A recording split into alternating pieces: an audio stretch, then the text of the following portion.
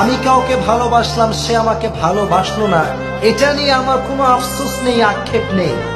আমার তো আফসোস এটা নিয়ে হয় যে সে আমার মতো একজন ভালোবাসার মানুষকে হারিয়ে ফেলেছে। মাঝে মাঝে আল্লাহ আমাদেরকে দুঃখ কষ্ট দিয়ে পরীক্ষা করতে চান, এগুলো আমাদের জন্য খারাপ নয়। এই দুঃখ কষ্ট বিপদ আমাদের কোমরকে সোজা করে, আমাদের পায়ের মাটিকে শক্ত করে। চিল্লায় বলেন ঠিক কিনা? প্রতিকূল পরিবেশে কিভাবে বাঁচতে হয় এই দুঃখ কষ্ট আমাদেরকে শিখায়। এজন্য মুমিন বান্দার বৈশিষ্ট্য হচ্ছে দুঃখ কষ্ট বেদনা জ্বালা এগুলোতে সে আপসেট হয় না, সে হাল ছেড়ে দেয় না, সে ভরসা রাখে একজনের উপর। চিল্লায় বলতে হবে তিনি কে?